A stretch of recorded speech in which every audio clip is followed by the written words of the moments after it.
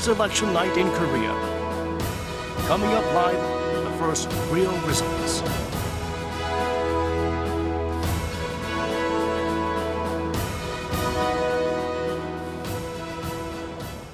We want to welcome our viewers in Korea and around the world. I'm Moon Gun-young. You're watching Arirang News special edition of News Center. We're counting down to the first real results in this battle for seats in Korea's 20th National Assembly.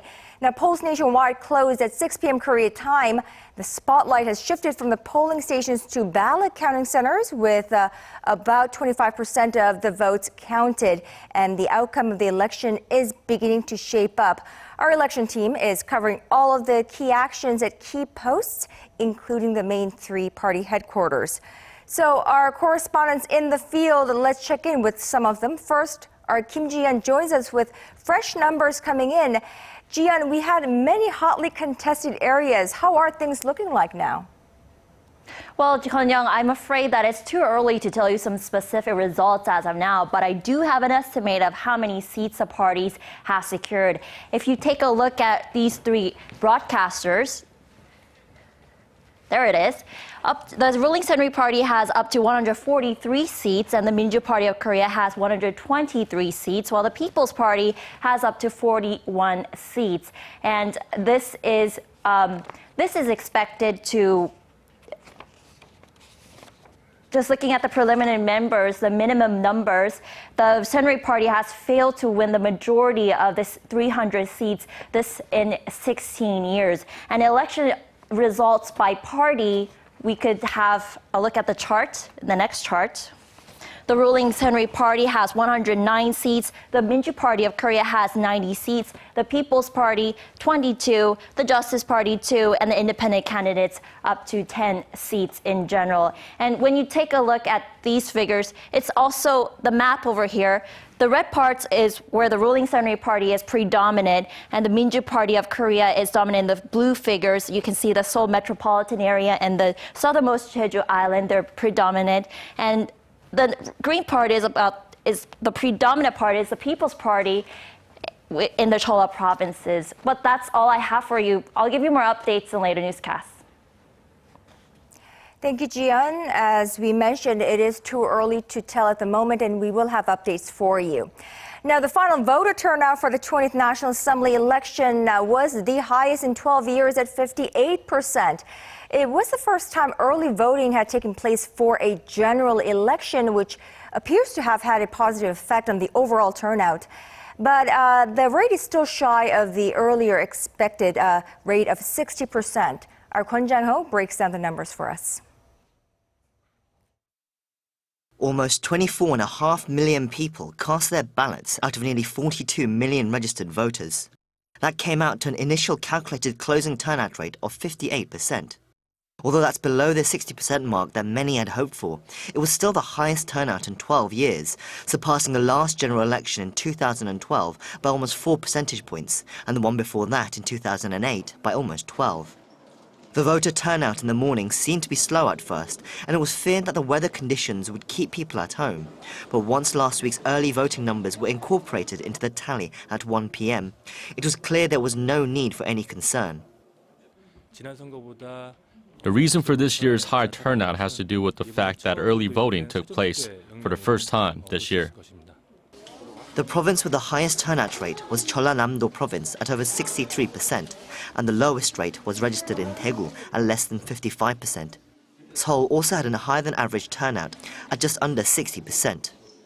Most of the day went without too much of a hitch, but behind the scenes at the National Election Commission, for a few minutes there was an instance of panic and concern. At around 2:30 in the afternoon, there was an attempted attack on the National Election Commission website, specifically a page that helped you find your nearest polling station. The attack lasted 3 minutes, but it was successfully blocked and the service was unaffected. This is not the first time election websites have been targeted.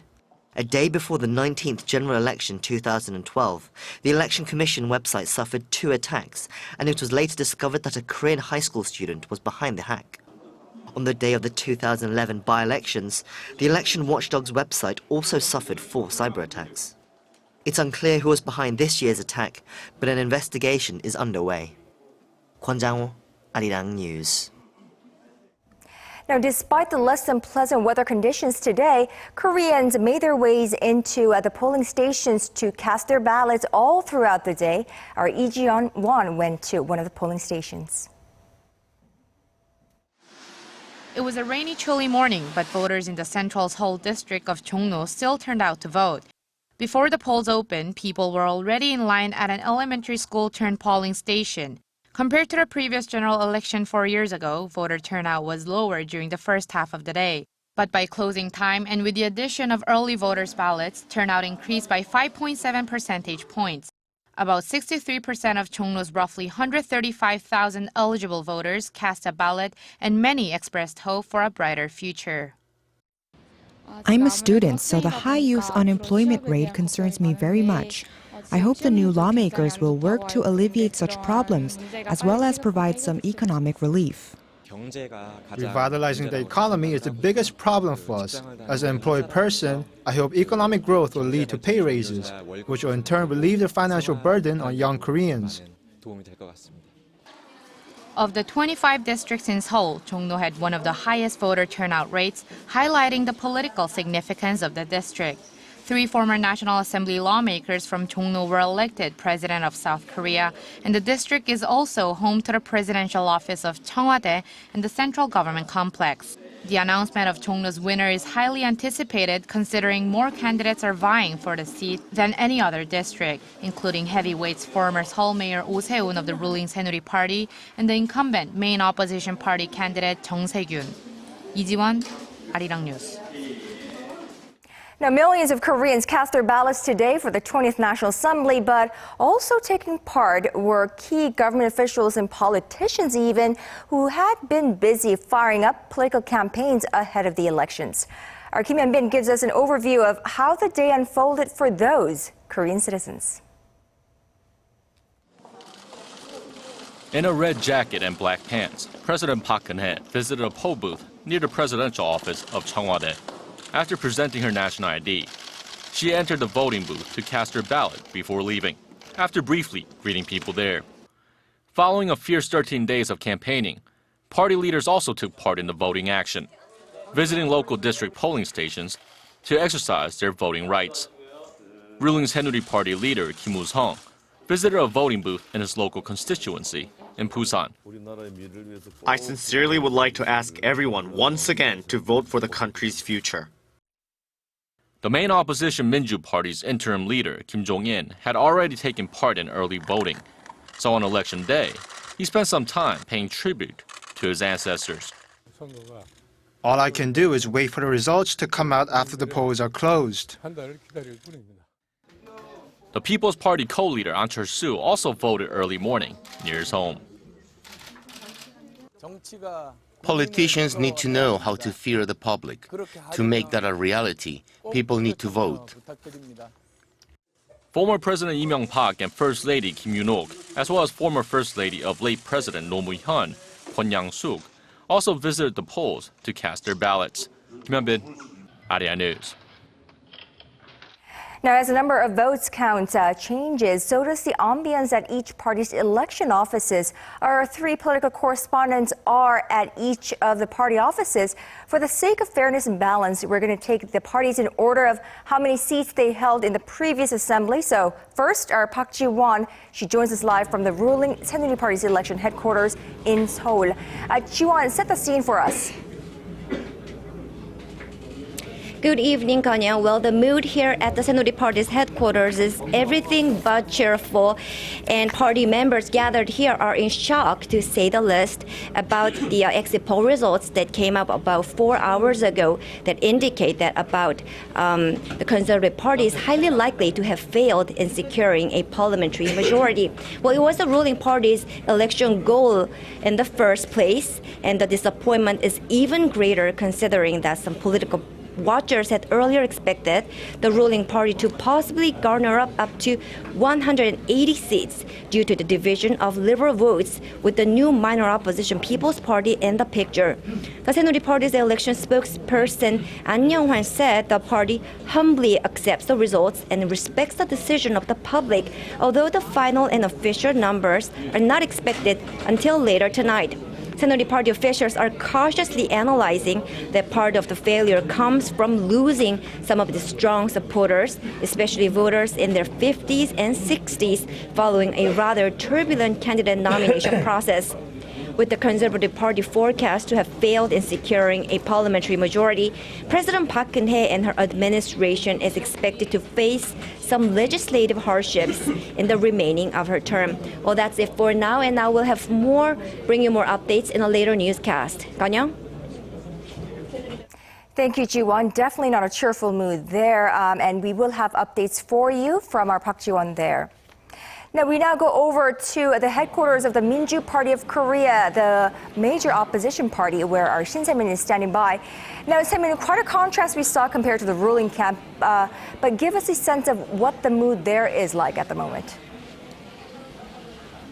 Yes, Kanyang, it's another round of cheerful mode with tensions intensifying as the interim leader of the main opposition Minjoo Party of Korea, Kim Jong-in, had made his way back to the election base here located at the National Assembly minutes ago, joining other party members attentively watching the election results unfold. Now, although we still have a couple more hours to go before the actual results come out, if the exit polls numbers that we're seeing greatly align with the actual results, then heading into the 20th Parliament, the National Assembly may be able to see an overturn of the opposition parties becoming the majority for the first time in 16 years. Now, looking into the outcome by regions, the country's largest Liberal Party had lost the Honam region to Splinter People's Party, where it had been the backbone for the opposition party for years. According to the exit polls coming in, of the 28 seats available in the country's southwest region, the Minjoo Party of Korea is likely to secure just about 3 seats, letting the People's Party take away the rest. But despite such losses seen at the party's political home turf, the opposition party has managed to sweep the largest contested districts of the Seoul metropolitan area, holding a total of 122 seats in and around the capital. Now, reflecting on the exit poll results, the party's interim leader said he felt that the public's sentiment is a frightening power. And with the most of the results expected to come out soon, an official from the Minjoo Party of Korea is expected to speak to the Korean people at around 11 p.m. So we'll have more updates coming in later in our newscast, including that remarks as well. Kanyang? Thank you, Se-min, for that, and we will be looking forward to that speech made by that leader. Now, we're expecting a well-achieved night for the fledgling minor opposition People's Party as well. We go live to our Kim Myung-gil, who's at the party headquarters in Seoul. Myung-gil. Good evening, Kanya. Well, certainly indeed, the People's Party is embracing the night with great joy as exit poll results show the party could gain as many as 43 seats, exceeding the party's expectations of securing 35 seats for this election. It also means the party can grab as many as 14 seats in proportional representation. According to the exit polls, the party's co-leader An Cheol-soo is expected to win a parliamentary seat in Seoul's Nowon-si district. Also, the party's co-leader Chun Jung-bae is expected to win in his electoral district of Seobi in the city of Gwangju, located in the liberal stronghold of Jeollanam-do province. Among a total of 8 constituencies in Gwangju, the People's Party has a comfortable lead in 7 constituencies against its liberal rival, the main opposition Minjoo Party of Korea. Also, in a total of 10 constituencies in Jeollabuk-do province, the People's Party has a comfortable lead in 4 districts, while the Minjoo Party has just 1. Today's election is highly likely to mark the People's Party as an emerging powerful third political bloc in Korea, which has been largely dominated by a 2-party system. Although the opposition front was divided at this parliamentary election, the 3-way race seems to be working in favor of the splinter People's Party. Back to you, Kanyang. Thank you, Myung-gil. We'll see Myung-gil again as more solid results begin to flow in. So that was a look at the live feed from each party's headquarters in Seoul. So what can we make out of the numbers we have so far, and how will this impact post-election state of affairs in this country? For an in-depth analysis, we're joined live in the studio by Hwang Myung-jin, Professor of Sociology at Korea University. Professor Hwang, welcome to the program. Thanks for having me here. Now, it may be still too early in the tally, but how are you reading voter sentiment from the latest polling that we have so far? As of now, I anticipate that the ruling party, Saenuri party, will not get the majority seat, and the Minjoo party will get most of the seats in the Sudokon area, and the People's Party will get almost swipe in the Honam areas. They will make the possibility that the joint the Minjoo and the People's Party probably will get the majority. Yeah, but we will not make sure for now. Right, so it's still too early for us to make a conclusion, but in your view, your expectation is in line with the early exit poll results. Am I correct? Most of the exit poll is about 80% is correct, as his record shows that. So I tend to believe that, but still, there are thin margin areas. As many as 60 areas are still undecided. Maybe probably,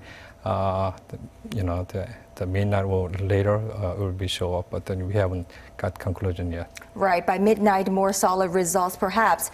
Now, the voter turnout rate has also been released. Going into the race, anticipation was running high that voter turnout might be the highest ever. In fact, it turned out to be 58%.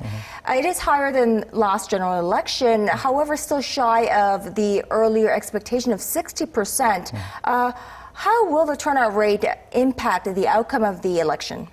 Maybe weather or some negativities, issues, angers and disappointment and maybe grudges against the ruling party, but they haven't decided. They are not very happy about the opposite party, and the People's Party is not really convincing, people. So many people are running around and not to decide to vote. That's, I think, the main causes.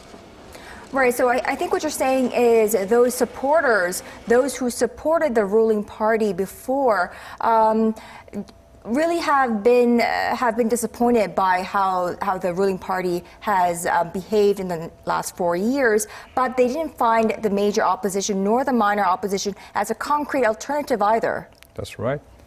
Right, we are getting results as we speak, and the result remains uncertain, of course, but also because there are so many highly contested regions. Why is it the case for this year's election? Well, as many as 60 seats are not, at least have narrow margins, and then they're still, working on the, final result. But it is, I understand that it is, people are very diversified, and they're, supporting certain ideological or value system. So, the traditional value system that, the people decide to vote no matter what happens based on their blood tie and regional tie. That may be dissolved, as time goes and the society goes advanced to more democratic system. That's what I understand. Professor Hwang, I want to concentrate on the fact that we have so many tight races in so many regions. So what happens tomorrow or the rest of the year? I mean, how do you think the parties are going to take this division in voters' reaction? Well, I'm not a fortune teller, so I can't really anticipate everything, in accuracy. But as far as I understand, the majority of our party, the voter, will get. We haven't decided, but what will happen tomorrow is the third party will get the casting vote, and they will get so in 20 years we'll get 30-party system, which has been quite remarkable, because traditionally we have a Sonjindang and a Gukmindang from the Jongno, but this third party was conservative, the ideological spectrum. But this time, first time we'll have a progressive parties that has a 30 party, and this new system will gain a new agenda, very new political future in our country. Right, so definitely a change in the political system in that last time we had three parties racing was decades ago. Right. And now that we have a third party and a three-party system racing against one another, that could be a really good initiative, a positive change for the political arena. Mm-hmm. How will tonight's results impact the state of affairs for this country? Well, we have to think about this way: who are the winners and who are the losers. So we know that the Kuomintang is the Cinderella, and then Minjoo. You mean People's Party? Right, and the Minjoo Party is also they got their own proportion victory. The Minjoo Party of Korea. And of course, the ruling party, Saenuri Party, got defeated, and they have to understand why people turn against them. The president would not get too much responsibility for this. She gets her own losses, but that would not damage her, the upcoming agenda in her political plan. Right. So the administration and politics at the Yeouido National Assembly will go separately in the years ahead. I think that's more likely happening. For the last parliamentary, we see that that's pretty much seemingly possible. But from the ninth parliamentary system, we'll get more obvious division of the administration and political system. All right. Well, all of this we'll have to wait and see how the results will solidify in the next few hours. Right. Hwang Min-jing, Professor of Sociology at Korea University. Thank you so much for tonight. Thanks. So now the focus and attention of the entire nation is on the ballot counts, as the fate of political parties and candidates will be decided over the next few hours. Counting is well underway at over 250 ballot counting centers around the country. Our Kim Minjoo joins us live from one of the counting centers in Seoul. Minjoo, how far along are we in terms of getting those votes counted? Kanyang, well, counting is well underway at various designated sites across the country. And here at a counting center in central Seoul, counting began around 7 p.m. under tight security. Now, about 7.5 million votes, or roughly 31% of votes, have been counted nationwide as of 9:50 p.m. Now, to give you some numbers by region, in Seoul, over 15% have been counted so far. In the conservative stronghold of Daegu, 26%, and in Busan, 37%. And over in the traditional hotbed of the Liberal Party in the Jeollado provinces, the respective figures stood at almost 36% for Jeollabuk-do and 50% in Jeollanam-do. The National Election Commission expects the final results to be out sometime after 12 a.m. Thursday local time. But we should have a good idea of who is in the lead within the next hour or so. For regions with close races, candidates may have to hold on to their breaths a little longer. Now, to give you a brief overview in the ballot counting process, once the boxes are opened, the ballots are placed in machines that will classify them by candidate and party. The machine will also pick out any ballot that has been damaged or marked unclearly. The ballots will then be counted again by election workers who will be overseen by observers to ensure integrity and transparency during the counting process. Nationwide, there are about 59,000 people taking part in the counting process at 253 counting stations nationwide. Back to you. All right, thank you, Minjoo. That was our Kim Minjoo live from the ballot counting center in Seoul, and we'll check back in with her in our later newscast. So what is the Korean public looking for in policymakers that will represent them in the 20th National Assembly? Well, we hit the streets of Seoul earlier today.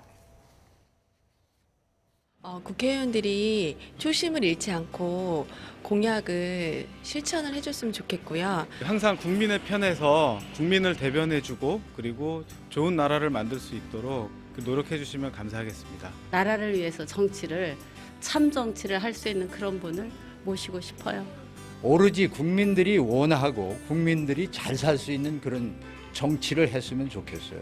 이북하고 잘 한마음이 돼서 잘 통일해서 사는 나라가 됐으면 좋겠어요. 직장을 다니는 한 사람으로서 그 경제 발전이 좀 이루어져야 월급도 좀 오르고 생활하는 데도 좀 많은 도움이 될 것 같습니다. 말로만 나불나불 되지 않고 사기치지 않고 거짓말을 하지 않는 게 정직한 게 우선이죠. Employment rate is also a very important thing in Korea. We should increase our employment rate. Well, the general election marks a shift in voter age groups this time around. Our Hwang Ho-jin explains about Korea's aging society and its impact on this election. The official results of the 20th general election are still being calculated, but a tug of war between different generations have marked today's election. There are nearly 42 million registered voters in Korea, an increase of about 1.7 million from the last general election 4 years ago. The significance of having a greater number of eligible voters becomes more apparent when the figure is organized into age groups. 4 years ago, about 39% of voters were in their 20s and 30s. Those age groups shrank by about 3% during this election. On the other hand, the number of voters in their 50s and 60s increased by more than 4% from 2012. The contrast becomes more obvious when the groups are projected on a demographic map. The green area represents regions with more voters in their 20s and 30s, while the brown area represents regions dominated by voters in their 50s and 60s. 4 years ago, the cities of Seoul, Incheon, and Gwangju, as well as the Gyeonggi-do province, had more voters in their 20s and 30s. But this year, every single district, except for the administrative city of Sejong, has seen a prevalence of voters in their 50s and 60s. That shift can be attributed to Korea's aging society. Although the political stances of those two generations have traditionally differed, with younger people more often favoring liberal candidates, there are far too many variables to make an overgeneralized assumption this time around. But the latest poll results show voters in their 20s and 30s were more in favor of casting ballots this election day than those in their 50s and 60s. Hwang Ho-jun, Arirang News. Well, the anticipation has been higher than ever, and it's finally here, the 2016 general election in Korea. But how do you really measure the election heat among voters? Our Lee Shin explains. What better way to really feel the excitement of Election Day than to take a peek at social media in Korea, one of the most wired countries in the world? School's out, work's off, so people have time to vote. When they get to their local polling station, voters get a stamp on their hands once they turn in their ballot as a sign of their participation. Pictures of the stamps are currently trending on websites like Facebook and Instagram. As you can see, from college students to much older people are posting their photos on social networks. As for the trending hashtags on Twitter today, you guessed it, expressions like "vote now," "I voted," or "done" are burning up the sites as we speak. And people aren't just saying it with words and pictures. They're also posting cartoons and short movies created by popular local artists that encourage citizens to vote. Celebrities are also joining the fun. Their websites show everything from lighthearted photos of them posing in front of polling stations to more serious messages like, "You don't vote, you don't complain," meant to convey the importance of voicing their opinion by voting. With so much excitement coming from all around the country, it seems the results are going to be just as widely discussed among voters tomorrow in what could be the next social media trend. Lee Shin, Arirang News. Now, there have been various efforts on different levels to encourage more to come out and vote. But apparently there is a new phenomenon trending in the Korean society today. Our rookie reporters hit the streets of Seoul. This establishment that specializes in health and beauty products is a hot spot for young people these days. I show the cashier my voting selfie and I can get a $2 discount. People in their 20s and 30s are our main customers, and they're very active on social media. We rolled out this campaign to give a discount of about $2 to voters who spend more than $20 to encourage them to vote and also to boost our sales. I come to shop here quite often. I feel so lucky that I got discounts today for voting. I hope others can also participate in this event and also cast a vote.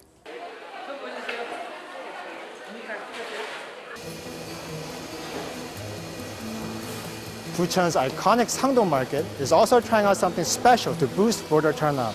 Voters who buy more than 10,000 won or $10 worth of goods at the market get a free pack of ramen noodles. A preliminary poll conducted a week ago showed that the voter turnout rate in Gyeonggi-do province was especially low. This prompted the city of Bucheon to try and improve the situation.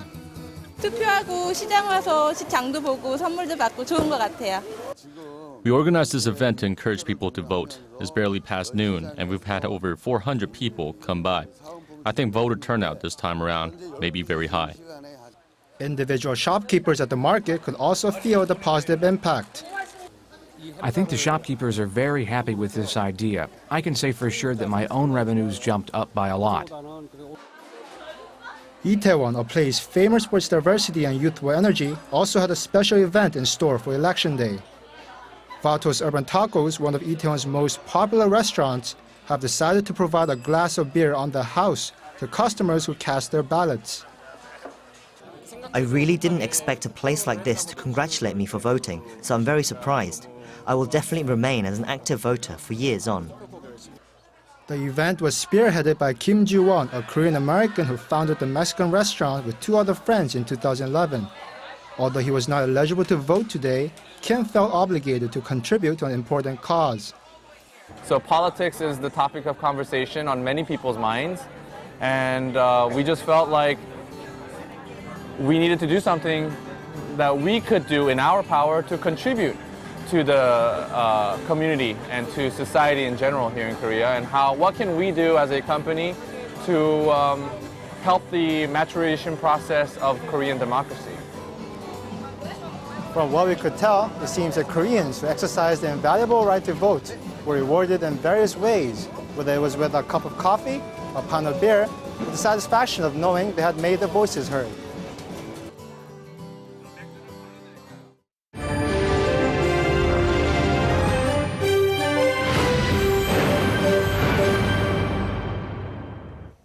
With today being Election Day and the country's growth still in the slow lane, economic issues were likely on the forefront of people's minds as they turned to polling stations. And while there is growing skepticism among economists about Korea being able to expand in the 3% range this year, the country's finance minister is confident that it will be able to meet his target. Hwang Ji-hye has the details. Seoul's Finance Minister Yoo Il-ho says Korea has enough room to implement both fiscal and monetary policies to prop up growth. This came during his briefing on the Korean economy for foreign investors in New York on Tuesday local time.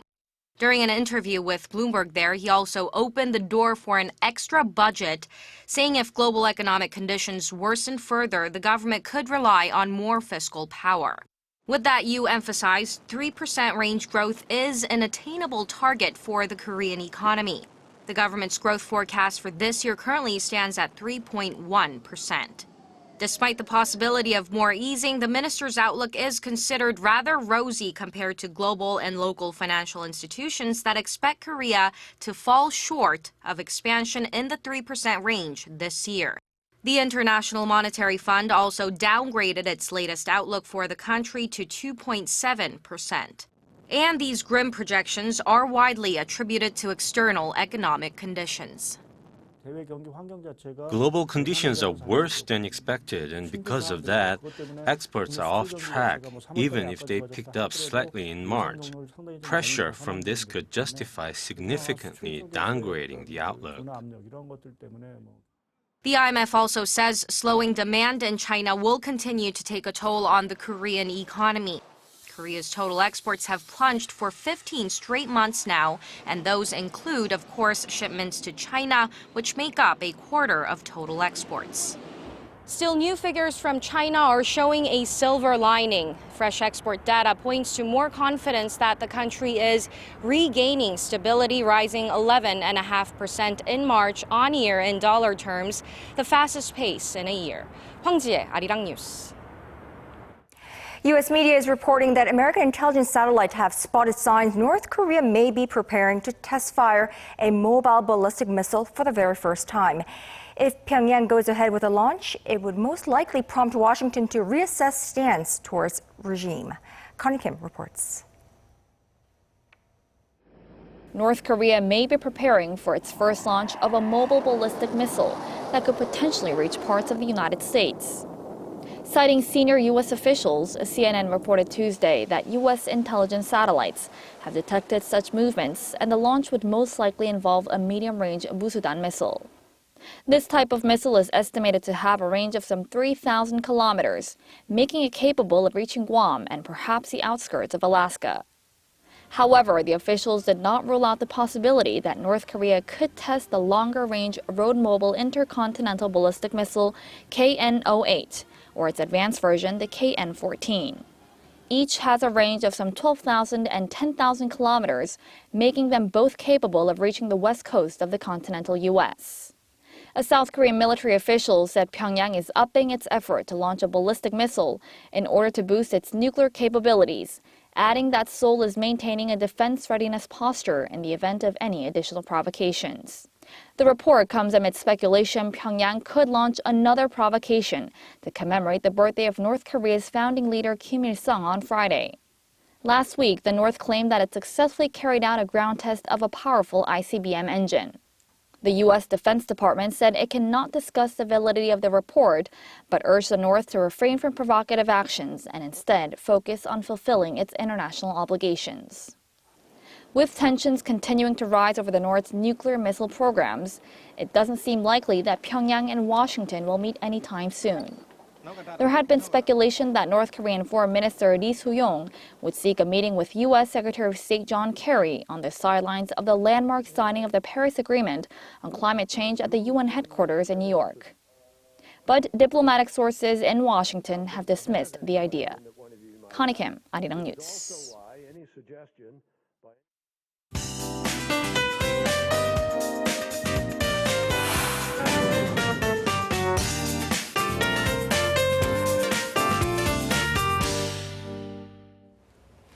I'm Lee Ji-hyun with the weather forecast. But first, air quality. Today was a clear enough day in terms of dust levels, but will not be as lucky tomorrow with yellow dust and fine dust blanketing the entire nation. But other than bad air quality, temperatures will continue to be pleasant and skies will get brighter. But let's check on the lows first.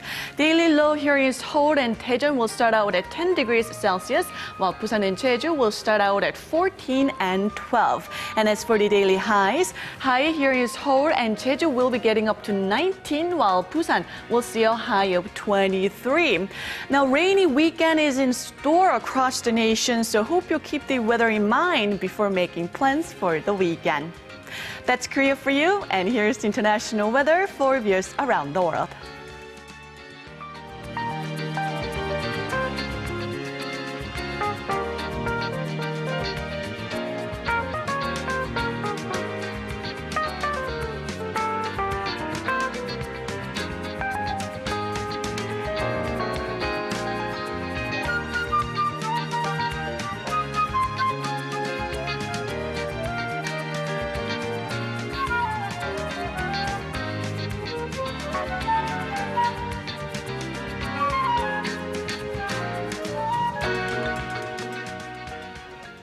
Well, that does it for us with our election special edition of News Center. Live from Seoul, I'm Moon-Gun-young.